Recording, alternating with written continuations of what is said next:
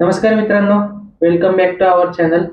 तर मित्रांनो, आजच्या व्हिडिओमध्ये आपण गोल्ड आणि बिटकॉइन या दोघांचं अनालिसिस बघणार आहे, वीकली अनालिसिस, जेणेकरून तुम्हाला त्या लेवल्स मार्केटमधल्या पूर्ण वीक फॉलो करून ट्रेडिंग करता येईल.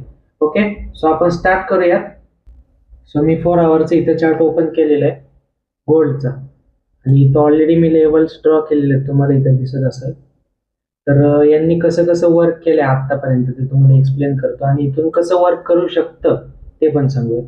सो सगळ्यात आधी, ही जी स्ट्रॉंग लेवल आहे, ही मार्केटने लास्ट टाइम या ठिकाणी येऊन ऑल टाइम हाय मारला होता दोनदा. त्यानंतरचे रिजेक्ट झाले, कंटिन्युअसली पडते आणि एका नॉर्मल फ्लो मध्ये चालू आहे.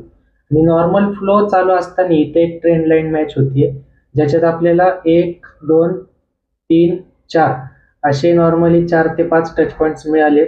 तरीही हा ट्रेंड अजूनही कंटिन्यू आहे, आणि इथं तुम्हाला दिसत असेल एक कन्सोलिडेशन बराच वेळ चालू होते इथं 4 आवर मध्ये.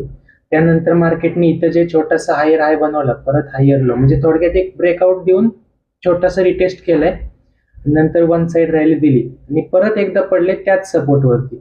सो इथून आपला पॉइंट ऑफ व्ह्यू असणार आहे बुलिशच राहणार आहे गोल्ड मध्ये.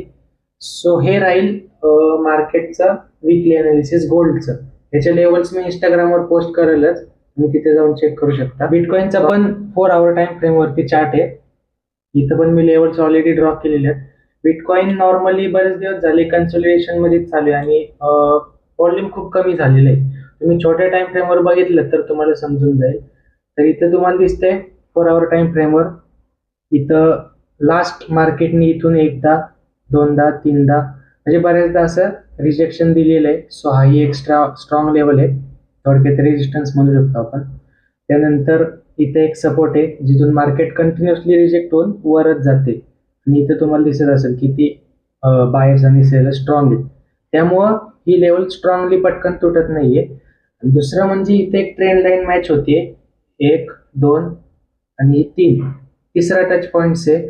सो आपला पॉइंट ऑफ व्ह्यू बुलिशच राहील बिटकॉइन मध्ये. आणि इथं आपण छोट्या टाइम फ्रेमवर जर आपल्याला स्ट्रॉंग कन्फर्मेशन भेटत असेल तरच आपण यात बाय साईडचा ट्रेड प्लॅन करू शकतो. नाहीतर ही जर ट्रेंड लाईन मार्केटने ब्रेकआउट दिली खालच्या साईडला, तर आपण खाली आल्यानंतर एक छोटस रिटेस्टची वाट बघणार आहे, आणि बिअरिश कन्फर्मेशन मिळाली तेव्हाच आपण बिअरिश साईडचा ट्रेड घेणार आहे.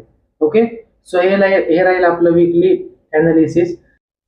अजून जर कोणाला वेगवेगळ्या करन्सी पेअर्सचा अनालिसिस हवा असेल तर मला खाली कमेंटमध्ये किंवा इंस्टाग्रामला DM करून तुम्ही करन्सी पेअर सांगू शकता. त्या करन्सी पेअरचं तुम्हाला अनालिसिस, वीकली अनालिसिस मिळून जाईल. Okay, thank you.